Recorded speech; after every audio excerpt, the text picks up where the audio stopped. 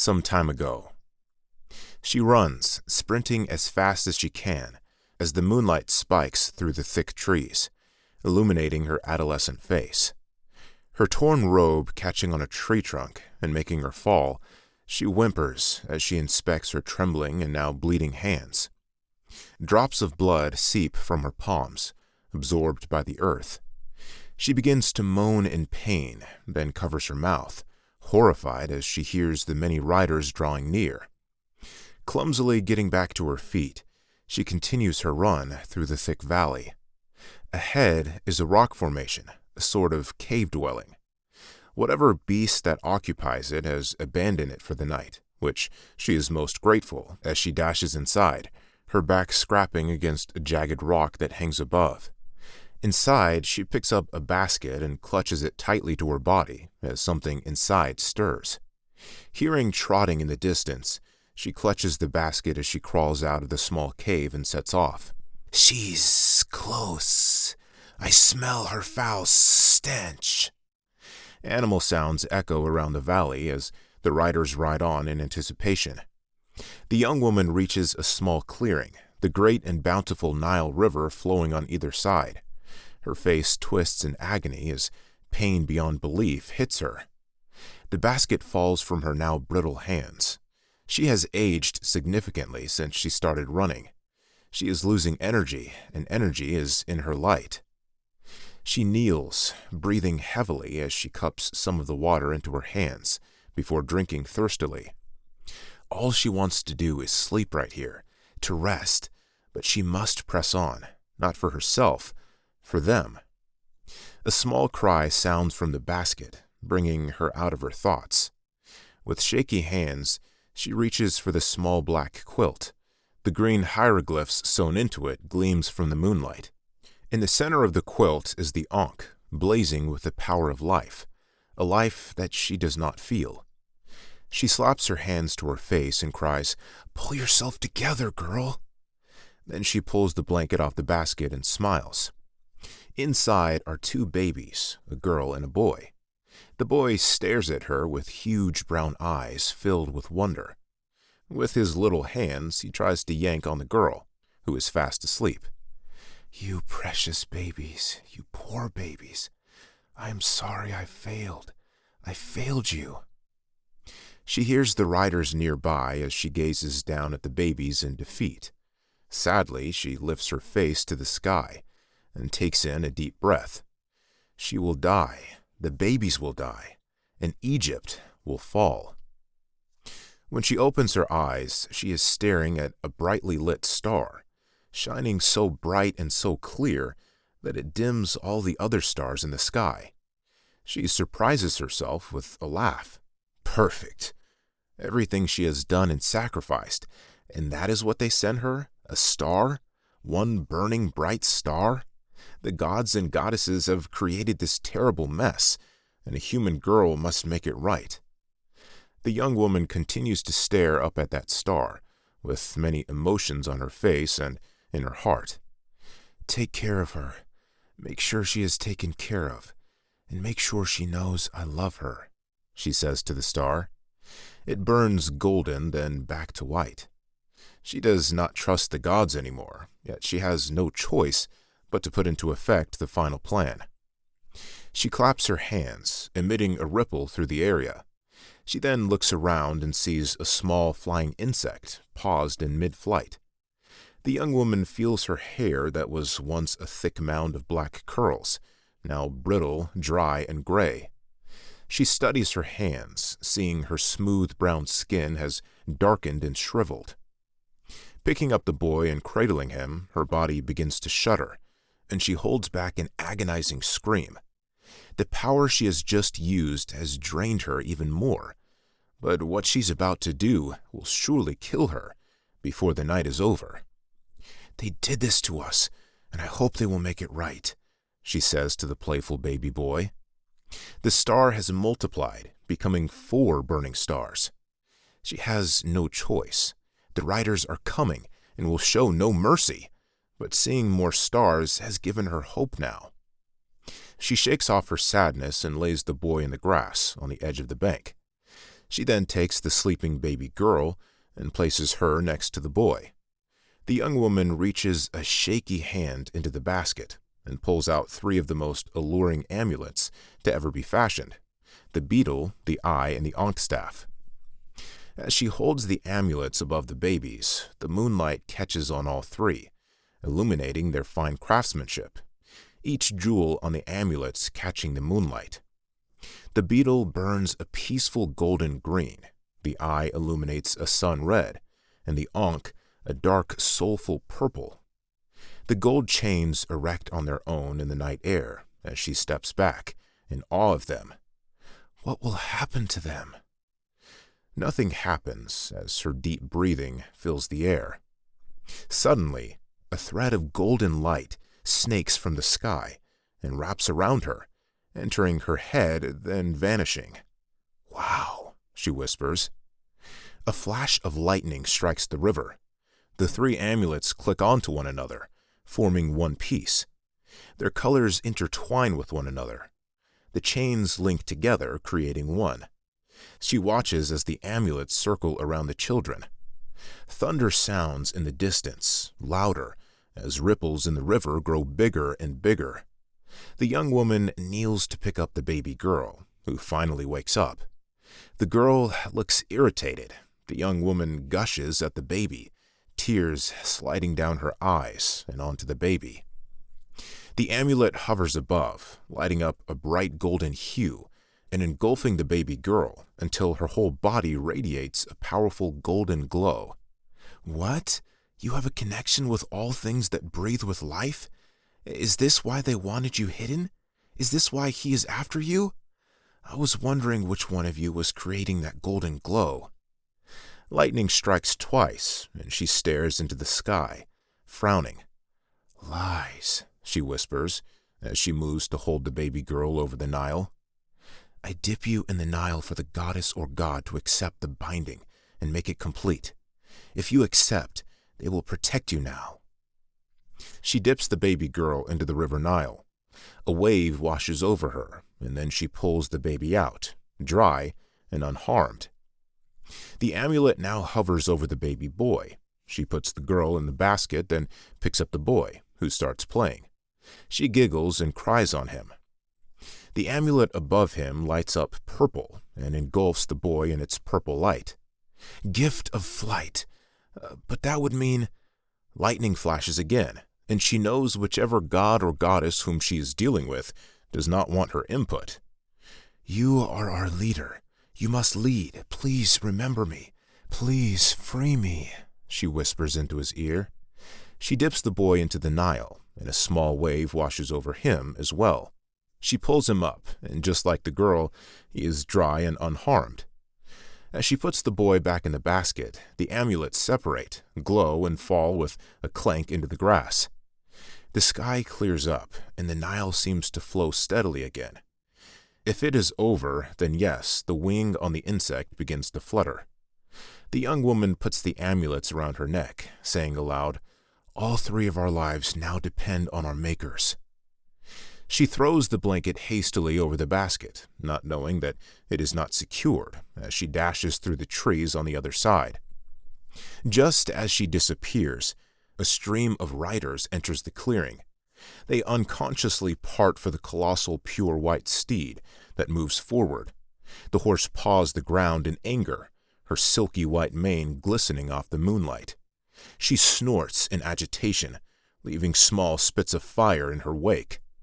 Her rider jumps off the winged horse, engulfed in flames, stalking over to the baby blanket. He picks it up, the moonlight rejecting the nasty green of his long, scaly, deformed fingers as he lifts it to his nose. He darts his round yellow reptile eyes around as he flexes his neck muscles, a smile on his misshapen jawline. He snaps his decaying but sharp teeth as he turns to the rest of his riders, all half man, half creature, like himself. They ride the Vinai, winged fire camels, whereas his fiery creature is a horse, one of legend in Egypt. "She's weak," he slurs. He spits, hating the way he sounds now. The young woman reaches another clearing ahead and runs straight for it, but must skid to a stop, having reached a cliff. Below is a small yet growing village. The only way down is to paddleboard through the Nile, which she did not think of. She is in no condition to hike either. Her shoulders slump. There is nowhere to run. He has caught her. The area around her lights up with fire as she turns to face her pursuer.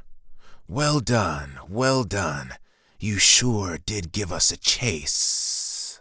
He spits again, the slur of his words agitating him. I love a good game, but this one is over. Hand them to me now, and I may have mercy when I kill them. He dismounts his horse as it paws the ground, the grass around it bursting into small flames. She throws her head back in laughter, the hood of her robe falling off. She has aged even more and looks on the verge of death, yet her brown eyes are alight with power. Greed made you that way. You will never be man again. You've seen to that through your own actions, she tells him. The other creatures shout their anger until the lizard-faced man holds up his claw-like hand, silencing them. Hand them to me now. He lunges for her, but she is quicker. She holds up her hand, emitting a blast of white light, hitting the lizard man right in the chest. She sits the basket down gently. Hissing, growls, and squawking fill the air from his angered men. You will never harm them, not as long as my power protects them, she says calmly to the lizard man.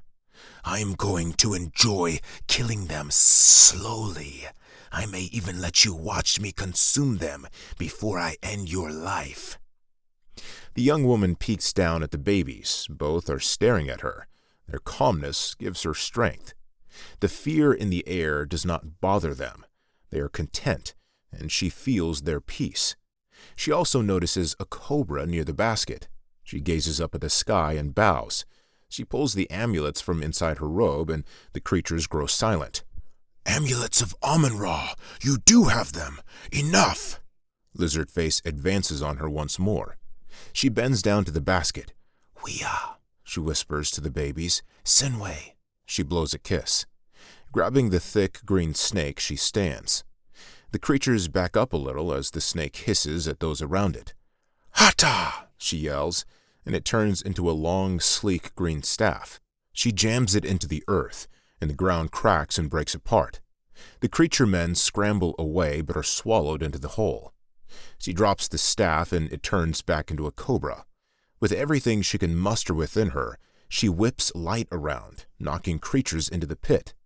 The cobra is attacking the Veranice, poisoning their wings, taking away their ability to stay alight. She takes the amulets and throws them into the air. A crack of thunder, and the amulets are gone. The lizard man furiously advances on her, but then he too falls between a crack in the ground. Hanging on the edge, he glares at her. The young woman picks up the baby boy, and with no hesitation, she slings him into the sky. The lizard man wails as he tries to get back onto the grass. She grabs the girl and swings the baby in a massive circle. When she releases her, the baby girl goes flying and is gone in the blink of an eye. His horse charges at the young woman, who throws the cobra at the massive fiery horse. The cobra wraps around the horse, sinking its teeth into its neck. The steed falls over into the crack. The earth starts closing, and the lizard man scrambles to get out in time. He watches helplessly as his men fall to their dark, unknown deaths. The crack slams closed as silence falls around him.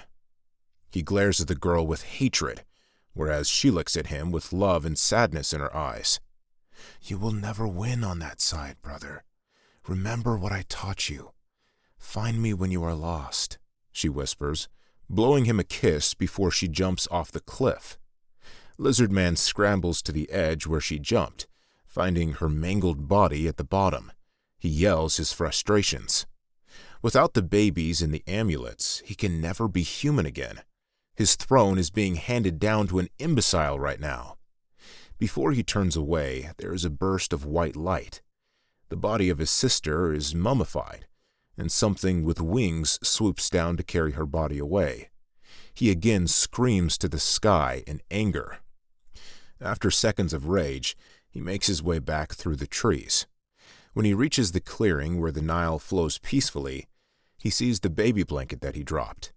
He picks it up and sniffs. It smells of honey and dirt. Recognition crosses his face. He glares at the sky and sees a red ember burning. He laughs.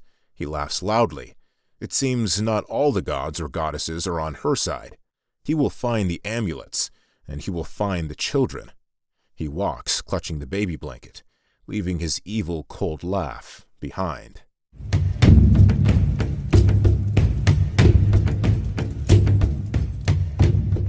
Chapter 2. Izira. And so the evil lizard man has been out there for many Shimyu, trying to track down the babies in the amulets so that he can once again be human and rule the great lands of our ancestor gods. The end. My usual, the group of schoolhouse children sit cross-legged in the grass, staring up at me, mouths agape. They love my stories, and I love telling them stories. Well, if one can call them stories, because they are really dreams. Dreams can be stories, right? Or maybe they are memories? I shake my head. They cannot possibly be memories. I have never been through anything remotely traumatizing. Here I am ranting in my brain again, and I have a group of children watching me. The school drums sound, saving me from having to explain, yet again, where my mind wandered to. The children get up, hurrying off to their lessons, while I gather my school books and head to my final lesson. "That story was so scary, Izai," squeals Lilith, a loyal and annoying little follower. With her round face and chubby little body, she skips to keep up with me as I walk through the outside corridors. "Thank you, Lilith. And by the way, I love what you have done with your hair. And, is that a hedgie? Wow, you made your very own crown." She has taken some white pieces of linen and complied them upon her head, with a mess of colors and symbols that mean nothing. She even managed to tie a pretty ruby in the front. Lilith stops walking and starts jumping up and down. "She noticed! The Princess of Egypt noticed mine looked like hers!" She is beaming brightly, showing her missing teeth. She lost 5 this past Auket season, the hottest part of the year. She wobbles into her classroom, telling all her peers how she just impressed the Princess of Egypt, her best friend. Ha!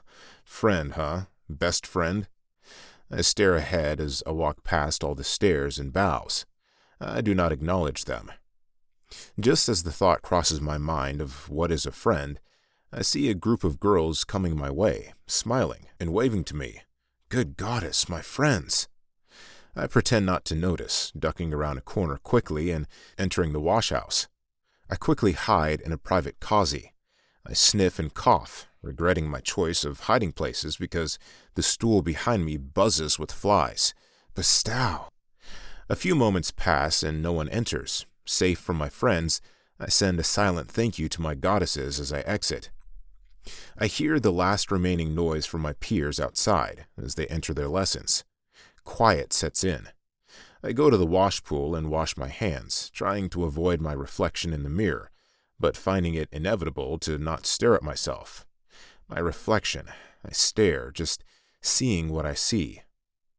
I see a slender body that my white dress, made of the finest silk in Egypt, hugs around my adolescent curves. Shoulder-length black hair that my mother insists on putting into 2 braids. The sun beaming in through the circular windows all around, glistening off my flawless dark skin, and my brown eyes that pop, as my mother says, from the makeup on my eyebrows and long lashes. My reflection is almost like any other 12-year-old girl from my land, except for the small white hedgie. Now I see what everyone else sees, the crown, which sits atop my head, and the gold bangles that cuff my biceps, wrists, and weigh on my fingers like chains. These things make me different, make my reflection different. I glance around the room at the stories that litter the walls, all goddesses of the highest admiration, adorned with the same things I wear. A drum sounds, and I am still rooted to the spot. There will be no consequences for a late princess whose father is Pharaoh. I collect my things and exit, bumping into someone who knocks me right off my feet. He draws a curved sword on me, the gold tip right at my throat. "Dare you bump into me, you filthy little secty!" He is about to strike me when he looks as if his capeche has just pushed a hole in his gut. The hook-shaped weapon clanks to the ground as he drops, worshipping at my feet. "Princess Izira, please, I beg you. I am sorry. I had no clue. I thought you were a—" "Hold your tongue now," I say with authority and power, shocking myself. Then I get up and collect my books. "Princess, I said not to speak, Asim," I cut him off, standing up proud and tall before his pathetic face below me. "You may stand, and do not apologize any further." He stands, looking terribly sorry. I hate that my presence does this to people. Well, sometimes. We both check, making sure no one is around. "If one of Father's men would have seen, they would have your head for this, Asim." "Please," he begs, but I hold my hand to stop him. "You let me slip away from you again. It wasn't even hard. You were not paying attention. If I am not mistaken, I believe you were fast asleep near the tree during my tales. What if someone were to kill me, take me, rob me? Father would be livid. He would have you tortured for days, man." Asim stands before me, a blank expression now on his face. Asim has two sides. One, I see, is when he is trying to convince me to not tell on him, or when I scold him. Then the one he shifts into is an emotionless person. A bead of sweat rolls down his forehead slowly as I judge him. We have a stare-down. He knows not to look away. He wears the black armor of the army, his gold-winged pendant of the god Mantu representing that he is in high ranks. He is well-kempt and clean-shaven, unlike some of the townfolk in lower villages. He is young and usually presumptuous. I have seen him bullying people and having his way with any of the females, but when he is in my presence, like now, I am in charge, and he is nothing. I enjoy watching him pull himself together for another moment. "I shall not tell Father that I gave you the slip again, and that you knocked me off my feet and almost put that weapon through my crown." He drops to his knees, thanking me and thanking the gods for having mercy on his unworthy little Ba. I pat his bald head, quickly regretting it because he is sweaty. "Come, I am late for my lesson." I move past him and walk quickly, listening to him hurry to get in step behind me. I take a scenic route to my arithmetic lesson. The school temple itself is not that big or beautiful, but nature around it can be greatly appreciated. The green grass, big trees, and stone statues of a few gods and goddesses decorate the area. I stop in front of the small clay-colored temple. Between the pillars that stand before the entrance is a stone book. Usually there is a god or goddess holding something, but this is just a book. There is nothing etched on it, no symbols, just a rock book. It is held up by an ankh staff. In the center of the ankh is the wahet eye and wings coming from the staff. This has always interested me because it is the only construction of its kind. I kneel and pay my respects. The temple belongs to Thoth because he is the philosopher of our time. Everything we learn in studies, he wrote: music, arithmetic, astrology. All studies of life Thoth prepared for us. We reach the room that I am assigned to be in and enter. Immediately the chatter dies down. The instructor kneels and keeps his head down until I have taken my seat. I go to the back of the room where I like to sit so no one stares at me. Nevertheless, a sea of brown eyes follows me to my seat. I am not a mean person, nor do I exercise my power frequently, but I am annoyed, and loudly clear my throat. Like an army, they face forward, becoming stiff, like statues. The priest then stands and resumes chatting away about how our society uses numbers and equations to map the constellations. To my left is a window. A little breeze comes through the circular hole in the wall. I watch as birds fly in and out of my view. I never pay attention to lessons. I know all these things, or at least the scholars in the palace know all these things, and I know what they know. I mean, I am smart and do my studies, but I do not need to study as hard as the rest of these people. I have never told anyone, but sometimes I see something or touch it and just know everything about it. Strange. And I have decided this stuff is not relevant to me. I am the future pharaoh. I do not need to know these things. I hear a little giggle and turn my attention for a moment to one of the annoying girls I saw earlier. She is sucking on her finger, flirting with Asim. Bestow. I slouch in my chair and stare out the window, ignoring the admiring stares I get from the instructor or other classmates.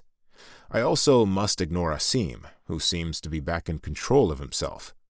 I reluctantly watch as he continually licks his plush lips and smiles a smile that the girls believe Horus himself graced him with. When he smiles, every white dazzling tooth is seen. I clear my throat and catch his eyes. He immediately drops his head and does not look up again.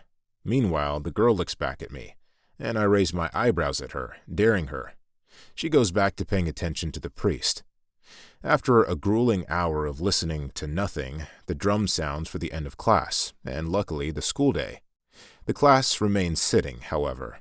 Oh, duh, they cannot go anywhere until I leave the room. I stand and gracefully, I guess, leave the room. Asim is right on my heels. As I leave the school temple, I notice Asim has disappeared. "Tiju, Princess Izira," a voice says from behind me. I sigh. My friends have caught me. I roll my eyes as I turn to face them, making sure I have the utmost beautiful smile on my face. "Jundi, Tiju." "Ladies, how are you?" I say sweetly. The three females smile and bow.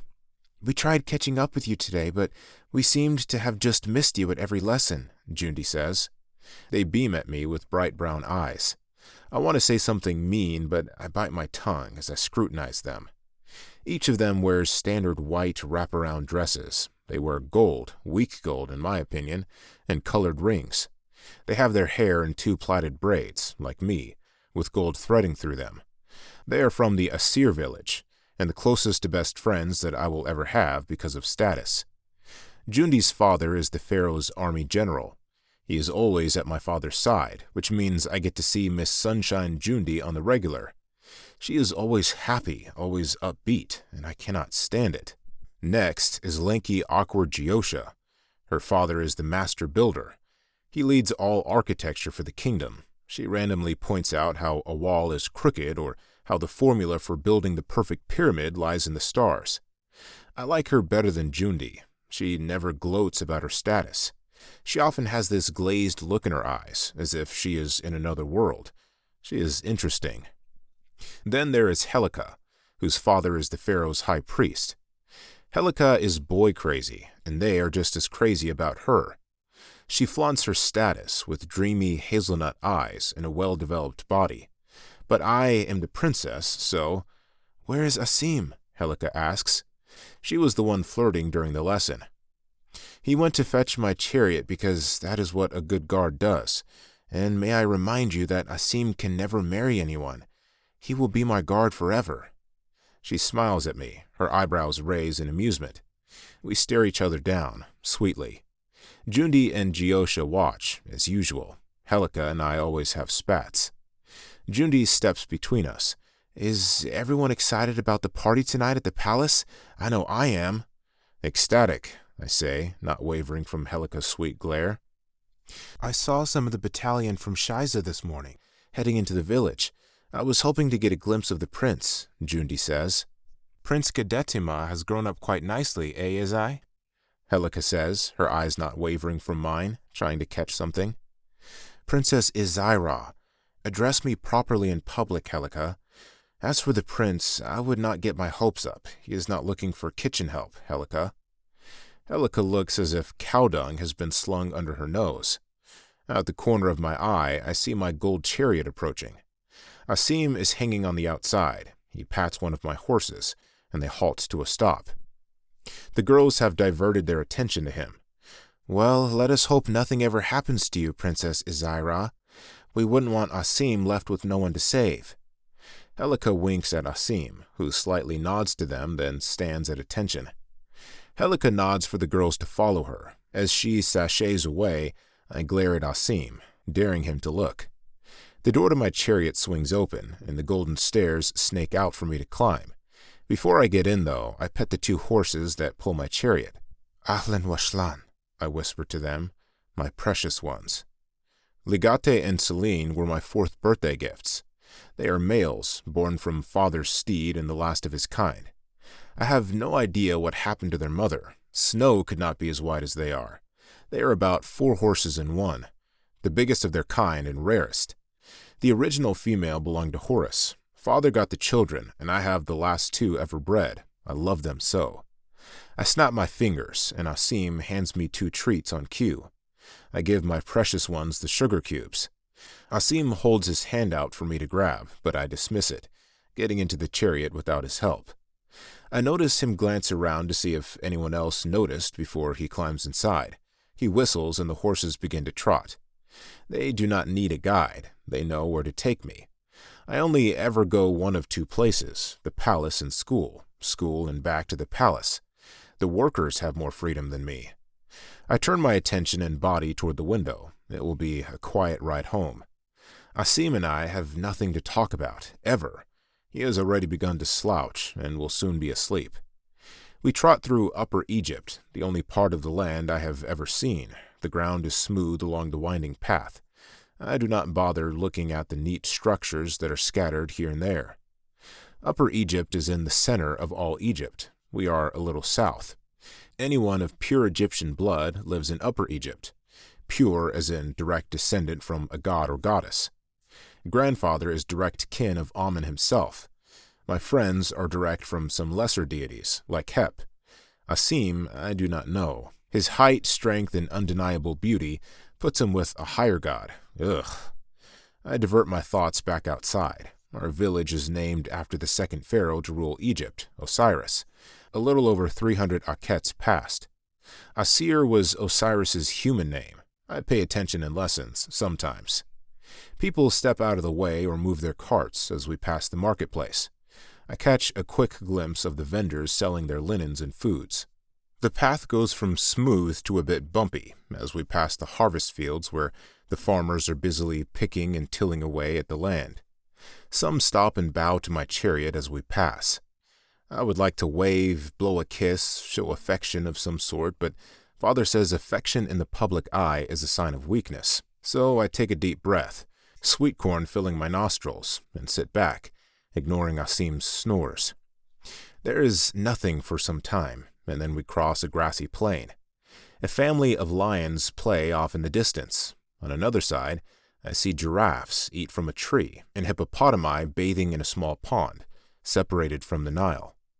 The Nile is our most important supply system in all of Egypt. It runs right through the center of the village. According to our map, the Nile is like a spider. She has 4 legs on her right and 4 legs on her left. She supplies her world with everything its people need. We have the greenest lands in most beautiful valleys. The Nile is always full of food, and whatever we need grows right next to it. No medicine is complete without the Nile mixed into it. Everything in Asir is perfect because we have the body. There is some rough and rugged terrain a little east of us. That is where the outsiders live. I do not know much about them, except that they are of pure Egyptian blood, but they betrayed the pharaoh. I do not care to know the story. An enemy of my father's is an enemy of mine. I toss those thoughts aside as we ride on, the area changing to desert. We are in the season of Peret. The leaves are changing from green to brown, the temperatures are dropping, and the crops are blooming once more. This is the season of farming at its best, festivals, and most importantly, my birthday. We continue into the royal square. The villas here are nicely decorated and a well-mannered community. Small children run after the chariot, beaming. We reach the gates to the palace, and I clear my throat. Asim perks up. 4 men of the guard stand at the gate. They wear black pants and black vests, like Asim, but they have the gold cobra pin to the left of their chest. Protectors. No one can get in or out the palace without them knowing. The men all have locks that hang loosely around their faces. They stand tall, muscled, serious, and extremely handsome, well, according to Helika, but she fancies all males. One of the men comes to my window and takes a quick peek inside. Satisfied with seeing just Asim and I, he nods to the others, and they quickly open the gate. I see workers move aside, some run and hide in fear. I am perplexed. Why are they afraid at times? Their children are dirty with no clean clothing or shoes. I ask Father why they do not have better attire, but he says they like the way they live. The workers are odd. When I am Pharaoh, I am going to change this. Mother says for me to never say things out loud. Then I wonder out loud why. Once, I gave some worker girls some of my finest clothes. Father was so angry that he made to backhand me, but did not. He said if I were to ever do that again, I would pay dearly and hope the gods spared me. I do not understand why it was such a big deal. The desert clears as we go over a small hill, and then my palace comes into view. I see it every day, yet I cannot help but feel proud of it. Statues of our makers in animal form litter the grounds here and there. The best part is what is above. Looming over the palace is the temple of Hahet Kamis, the burial of the 15. The temple is on top of a mountain-shaped pyramid. They call it a step pyramid because there are 15 layers, and it is said that each layer belongs to one of the 15 gods' mummified human forms that lay in rest there. I squint, trying to see more of the marvelous place, but can only see the pillars that must be the entrance to the temple. I think I even see symbols on it. I let out a sigh of longing and stare at it in awe, as the sun beams off every single angle of the white stone. I wish I had the strength to make it up there. No one I know has ever been to the temple or even touched the pyramid without dying or almost dying. To go up there, one must walk up the 1 million steps placed on the pyramid. My father says he has been. He claims the gods sent for him on the day he became pharaoh. I snort at the thought. Trees come into my sight and block my view of the most remarkable structure in all lands. I glimpse over to the site where the workers are constructing my statue. My face is half done. Wow, they work fast. I do not understand why they do not want to be rewarded for their work. I shrug and forget about it as my chariot stops at the entrance. Asim pushes open the door, and the gold stairs unfold. He hops out and holds his hand out for me to take, but I get off without his help. More of the same class of guards, like at the gate, kneel then open the grand doors for me. Inside the grand entrance, I drop my school things at the feet of the maidens inside. Our Assyrian people are our personal servants, maidens, and army. They are trustworthy people who Father pays well. I rush off without speaking to them. There are so many people who work around the palace, I never bother getting to know their names. I do not love my maidens like Mother loves hers. Mother, I need to see my mother. I head up the grand staircase. When I reach a large forum, there are 3 ways to take ahead of me. Behind me is south, which leads to the entrance where I just came from. To the left is the west wing. That is where I dwell, but up a few floors. Straight ahead is the north wing, Father's chambers, and where the army stay in their fighting arena. I go east. The east wing of the palace is the most special part of this place. As I skip down the corridor, a sense of peace comes over me immediately. Everything is green, all shades of green. Flowers and vines decorate the hall, and paintings of gardens and valleys are depicted across the entire wing. I do not know what others think when they come down this corridor, but it even smells like fresh dirt and grass. Strange. I enter another forum and stop.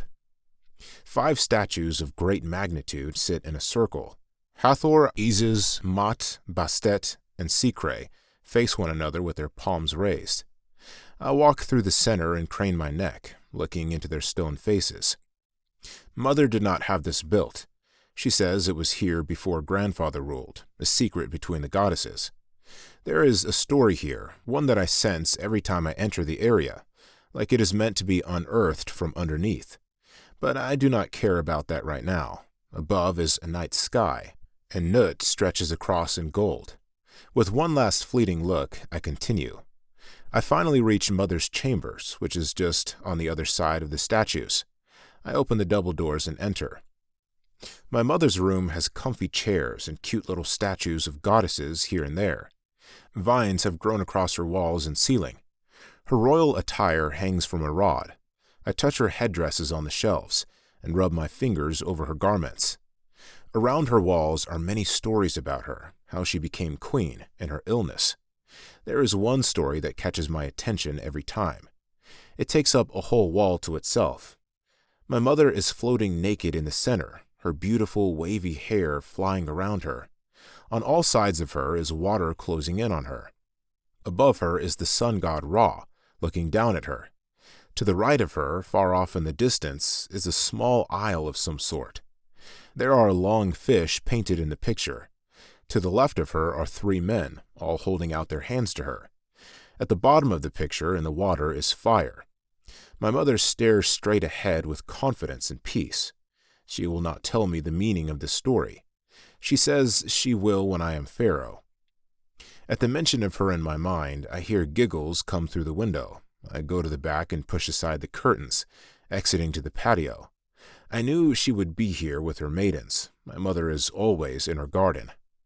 I walk over the deck, past the white pillars, and stop between the statues of her that stand atop the 3 steps that lead down into the Nile. I take a deep breath and plunge into the water. There is a paddleboard to cross, but I love when my skin touches the Nile. I feel like I am connected to it sometimes, like the Nile and I have a powerful secret. I shake my head. I am so emotional lately. Maybe because I will be 13 in 2 nights. I emerge on the other side and enter the garden, walking through the archway that my mother had built. It is like walking through a tunnel of flowers. There is a bench off to the side and a large tree with the most beautiful purple flowers on it. The east is my mother's, because the sun rises in the east. I have never known my mother to miss a sunrise. My mother's maidens stand to the side, waiting to be needed. Colette and Shaw stand tall in their white wraparound dresses. They are pretty ladies. They both have braided locks with gold threaded through. Shaw is Helika's aunt. She is so sweet and humble. I have no idea where Helika gets her manners. They bow to me as I walk past them and sit next to my mother at her tree. The tree at sunrise has gold leaves. Mother says Amun planted this tree. I do not believe her. I love her, though. I study her heart-shaped face as she glances back at me with her dazzling smile. I smile back genuinely. My mother, my dear sweet mother. She is the most beautiful woman on this earth, inside and out. Her many shades of green makeup are flawlessly painted on. Her eyes portray a signature look of the goddess Isis, with the eye paint leading from the eye to meet the hairline. An earth snake is slinking up her golden-brown skin, and she pets it soothingly. My arrival has upset it, I guess. Mother, what are you doing out here? Getting dirty? The ceremony is in a few obelisk shadows. Father will be upset. Sun breaks through the branches above and illuminate her head. She should be wearing her cloth crown to protect her skin, but she never listens. My mother has a disease that causes her to be ill every Akhet, which is also the time of the great flooding. She loses her bushy black hair every time, like now.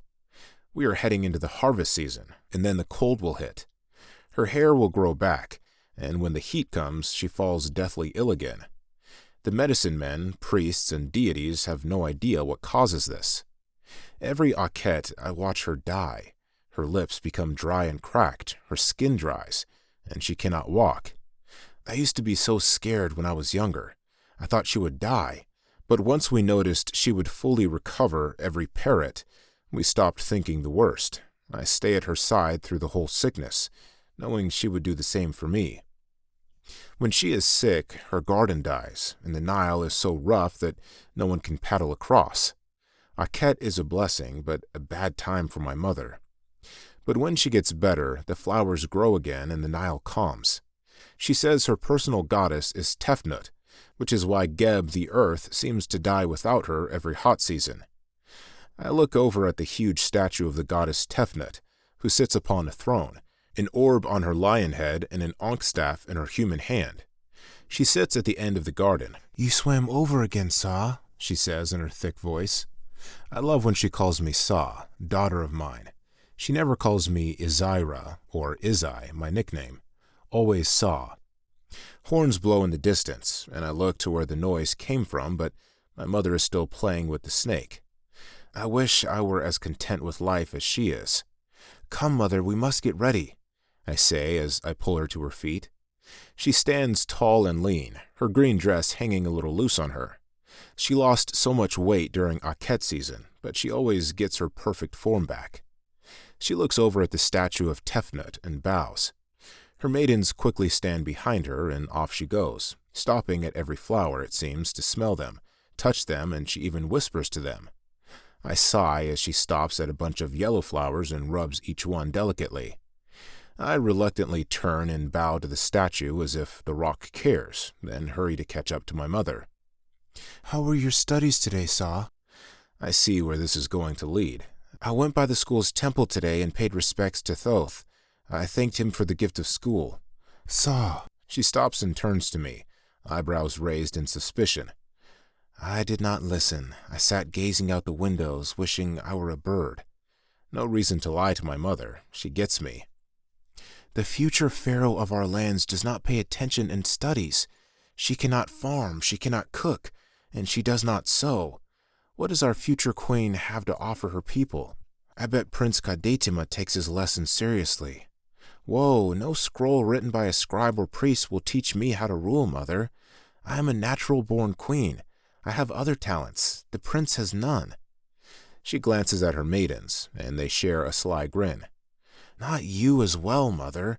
Why is everyone making his arrival such a big deal? Too bad King Kadir did not have another son to rule after him." My mother studies me questioningly. "What makes you doubt the prince? I am way taller and stronger than him. Mother, you remember how small and just sad he was. Let us not forget how small the king is. Most of the Egyptians in Shiza are dwarfed. I have no idea why females swoon over them." My mother smiles at me. "I take it you have not seen the prince since their arrival days ago, Sat?" I snort and kick a flower, quickly hoping she did not see. "I have been busy with other things, mother." "Stories will not help you, Sat. When outsiders come to invade your lands, are you going to sit them down and tell them a tale?" She heads to exit the garden, walking under the archway, stopping at a pile of purple flowers and kneels. She caresses each petal, and even kisses one. These flowers are her favorite. She calls them canes, or canos, something like that. "How did you even know? I just got home." Shah helps her onto a paddleboard, and Colette pushes off. "I am the Queen of Egypt. I know all, and I am your mother. A falcon was sent ahead of you." She winks as Colette paddles across the short distance to her patio deck. I dive in and swim back to the deck, beating them. I splash water on my mother, and the area rings with her beautiful laughter. The light in her eyes makes me feel so happy, so warm, so protected. I could not imagine a world without my mother. We are giggling as we walk up the steps, then stop in our tracks. Father is standing there. He never smiles at first sight. Even if he is happy, one would never know. He must have been out training with his men because he is wearing the black army suit outlined with gold and the pharaoh's, his, marking on its breastplate, the wings of Montu. He would have looked like any guard if he were not wearing his uraeus. At the top of the crown, 2 golden serpents are coiled at the ready. The maidens kneel and do not get up. I hold my mother's hand tightly. I am not afraid of my father, but something about him always throws me off at first sight. His black eyes look like I am staring into a dream that I cannot wake from. No life in there. His stern, cold look and my fear all evaporate within seconds, when his face warms up, and his eyes crinkle with his weird attempt at a smile. "Tiju, ladies," he says. His deep voice vibrates around us. My mother and I bow to him. She then goes over to hug him, and he dips her into a kiss. I giggle. "Father, we are just going to get ready for tonight's celebration." "Is that so, Izai? Have you told her yet, my queen?" They exchange looks and do that silent talk that parents do. "Yes, she told me that our allies have come to Asir for a visit, and I must be nice to the prince." My father raises his eyebrows at me. "We will leave it as a surprise," my mother says. He shakes his head, not wanting to even ask. I laugh. He and my mother gaze into each other's eyes. I love moments like these. The 3 of us, my family. "Zarmel, please excuse my ladies and me. I want to look my best tonight." My mother bows again. "You are excused, my queen." he says as he cups her face in his big hand and rubs her slick head with the other hand. The fire and passion that burns within his eyes when he looks at her is something to be awed. If he loves one thing, it is my mother. I never ever get that look from him. Well, I do not want that exact look, but I wish I felt like he loved me. I think he loves me. I cannot explain it. He makes me feel so happy and safe, yet at the same time, I feel like he does not like me.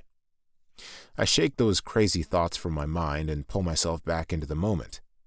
Mother and her handmaidens leave the deck. We both watch her, wishing she would not leave us alone. I think I will be on my way as well, I hurriedly say, making my way inside, but Father places his hand on my shoulder and steers me to the chairs on the patio. Sit, he orders, while pulling up a seat and facing it right in front of me. We are knee to knee, and I quickly think about all the mischievous activities I have been a part of, and which ones he knows about. I need to think of a lie to get out of each. Have I told you that I think you are the best ruler Egypt has ever seen? I do not think you get much recognition, Father. I smile sweetly, turning on the charm. But he takes my charm and throws it into the Nile. You gave Asim the slip today. You skipped 2 lessons to tell young children mythical tales again. You disappoint me, Izira Hepsa Urbani. Father, Silence! Pharaoh speaks, he commands. I put my head down. I hate when he calls me by grandfather's name. Our last names are the first names of our fathers, and the middle name of Queen's surname. I am so glad Mother did not name me Zarmel. Do you know what will happen to Asim if you are out of his sight one more time? He must be really mad. I glance up at him, no longer caring about being Daddy's little girl in trouble. I want to shout at him that, yeah, I know what will happen. You will behead him like the ones I gave clothes to, who were my friends. Instead, I say, I know what will happen, Your Highness. I stand, and he follows me inside. Mother must be in her bath because the room is empty. I scurry out the door, not wanting to talk to my father anymore. Whoa, little queen, slow down there. I ran right into a man, and he catches me before I fall. Now I am blocked in by the troop. Gyosha's father caught me, the master builder, Mako. He holds one of my arms in his soft, small hand, his smile reaching his eyes. I nod my head as he releases me. All the men that surround Father, or who are in the guard, are tall and chiseled, but Mako is a small man, sweet and soft. He is one of the few men who does not have locks, and always wears a cloth to cover his head. His hands, although soft, are stained with clay. One would think he would have the roughest skin around, being that he is the master builder. Mother says he can fit into places the average-sized man cannot. I notice his white pants and shirt are clean. Father must not have let him work on the sites today. Mako stands between 2 exceptionally large, well-built men, making me sigh. Jabari, the royal vizier, and Obisai, the high priest. Jabari is Jundi's father. He beams down at me and winks. He has an abnormally large head, hard jawline, flared nostrils, and massive hands. Everything about him is just big. His locks hang loose around his face. I give him a weak smile, then turn toward Helika's father. Obisai does not smile at me. He wears pants and sandals. His body is inked with lots of symbols. They say the gods put those markings on him themselves. The pharaoh holds the laws and the keys to the kingdom of the gods, but Obisai is the lock. I inspect him, fascinated by every glyphic etched on him. Must have hurt. I have no clue what they say. Maybe Mother is right. Maybe I do need to pay attention more in studies, because one day Obisai will answer to me, and I need to know the answers. He stares back emotionless, but I do not take offense. I would hate little girls too, if Helika was my child. A holy man with a daughter like that must be tough. Well, you men must be busy today. I shall be off. Father's hand is upon my shoulder again, and again I am swung around to face him. He kneels so that he is eye level with me, his musky coconut oil filling my nostrils. Izai, listen to me, he starts, and I shiver a little, not knowing if it is from my wet dress or the look behind his eyes. You are my delicate little Zara, and my enemies are yours. They will act quickly if they get the chance. You know what it feels like every Akhet when we think we will lose Mother? If something happened to you, that grief would be 1,000 times magnified." He sounds and looks profoundly serious. Even Jabari and Mako feel his words, as Mako sniffles.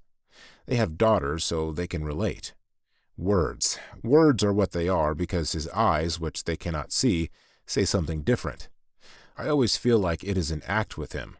Or maybe I am the act. Either way, one of us, or both of us, is lying to one another. I hope it is me. I hug my father tightly. "I'm sorry, Father. I will not let it happen again." "Good," he says, releasing his grip on me. Then he beckons for the gentleman, and they head down the hall toward his chambers, I assume. I follow behind them quietly until we reach the forum. I head down my wing, as they veer off to head to the north towers. I walk away slowly, my instincts telling me the pharaoh has stopped walking, and is watching me go with a look that tells me he puts on an act. I reach another forum and go to the lift. Behind it stands 5 of the strongest workers. These men are not noble. One of the men whistles, and I hear the loud sound of the lift coming from whatever floor it was on. We have many levels in the palace. There are stairs I could have taken, but I don't feel like it. I watch as they grab a hold of the rope and start to pull, helping the rope stay steady. I wave at the men, but they do not smile back at me. I roll my eyes. The workers can be quite rude sometimes. I glance around the room, tapping my foot, waiting. On either side of me are 2 black marble statues of the sister goddesses, Wahet and Nekbet, the rulers of Lower and Upper Egypt, their curvy, busty bodies chiseled into the stone exactly right. Father just had to have these statues. Wahet is the protector of Lower Egypt, and her sister Upper. Father says that if he is faithful to them, they protect all of Egypt, and keep Lower and Upper in his power. They sit next to the lift as a joke. I think Upper and Lower, or maybe not. At night, I pray to them to keep the kingdom safe from outsiders, especially from the outsiders who live a little to the east of the kingdom. I have never met any, and they do not bother us, but Father insists that I stay away from them.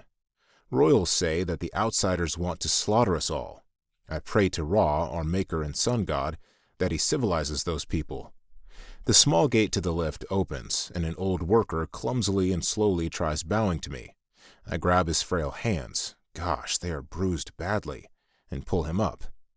He signals through a hole for the men to pull us up. "You are a crazy old man. Do not bow to me." He stands back and leans against the wall tiredly. I hold onto his weathered hands, gaze over his old features, and sigh. The workers are not like us. One can always spot a new being versus an Egyptian. Egyptians have many shades of brown skin, some light brown like Mother, or a darker shade like the cocoa bean. Father and I are of a darker shade. Light and dark skin. It is the gold that runs through our veins from the gods. We all stand tall, slender, perfect.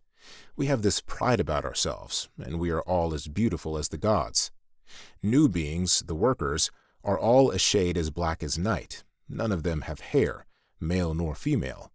The women, they never dress up or paint up their eyes with color like we do. Sometimes it is hard to tell a male from a female if she is wearing a shirt to cover her differences. They have this exotic look in their facial features. Everything is more profound, eyes deep, noses flared, lips poked out, and some of the women are voluptuous. The workers have an accent, and they speak a different language that has been banned. The whites of their eyes are always yellow or red. The new beings wandered into Egypt when my grandfather ruled some 50 Akets ago. He saved them, giving them a home and a place to work. Father says they love it here, and they are so happy and grateful for our generosity. I always wonder what god or goddess made them, then abandoned them halfway through. "You are so kind, princess," he tells me. "Abubakar, do not call me princess. Call me Izai." His name means noble, and a nobleman he is to me. Crazy man never wants to take a day off. Abu, I call him, has been working here since my father's father was pharaoh. I asked Father when I was young how come Abu is always at work and always appears so sick. I said he should get land and retire to a nice villa in the royals area. My father said that his father compensated Abu's family to work for us for life. Father says Abu loves it so much that he won't quit, that he loves working every single day, and that he absolutely loves living in the lowlands. I found it odd, but to each his own, I guess. Only some new beings can work inside. Abu is too old to be out in the sun. Are you coming to the ceremony tonight, Abu? There is going to be plenty of food, music, fun, and Father is making an important announcement. Please say you will come, and not as a servant, but as a guest. Abu stares at me with wonder. He often gives me this look when I am talking to him. Must be old age. Princess, you are one of a kind. A real rare gold stone. I am working tonight in the kitchens, but I will see you later, Princess. Okay, Abu, but I tell you what, when I am Pharaoh, all servants and workers your age must retire and go enjoy life. Oh, Goddess, did I say something wrong? Tears fall down his face, but he quickly wipes them away. Seasons are changing, and I may be getting a little sick. We have stopped. He slowly opens the gate for me to exit. I nod and step out of the lift. Go see the medicine man, and I am sure if you ask Father, you can enjoy the party tonight. I will get right on that, Princess. He bows as he closes the gate. I skip down the corridor to my room. Standing at my doors is Asim. His eye is blackened and puffy, and his lip has dried blood and looks like it is swelling, which is not a good look, because his lips are already big. Father had his superiors talk to him. I pretend not to notice and clear my throat for him to open my doors. He does so, then kneels.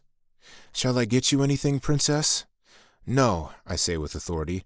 You may go. He gets up and closes my doors without making eye contact.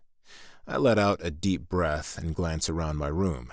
The curtains to my patio deck are open, and the purple drapes around my bed flutter from the breeze outside. My school things are on my chair. I have the same rod of beautiful garments as my mother, and a shelf of headdresses and another full of gold links, cuffs, rings, and whatever else. My walls are the color of the clay they were made of. I have no cool tails yet. I kick off my sandals, then slip out of my wet dress before heading to my bed. I pull back the curtains that surround my overly large bed and get ready to just fall flat on my face, but I cannot because there is stuff there. Laid out is my attire for tonight, a long gold wrap dress with flowers pinned here and there and across the shoulders. I throw the gold strappy sandals off the bed, then frown because, of course, it comes complete with a jeweled crown, the Ankh symbol atop. If that was not going to be a pain to wear, all the gold bangles for my wrists, arms, and rings annoy me even more. I shove it all aside, then lie in my bed, in my undergarments. I make sure the curtains around my bed are completely closed. I feel like I am cocooned in my room, in my bed, safe and normal. I stare up at the ceiling. I have the cosmos painted up there, and I get lost in the stars. The stars where the gods live. I wish I were born in the time when the gods ruled in the palace and walked among us. Must have been something. I feel such a powerful connection with them. They give us life, our way of living. All the things we have, they made. I would have appreciated them. I do appreciate them. I get lost in the stars above me, imagining the kingdom above with all the gods and goddesses as I plunge into a surreal dream.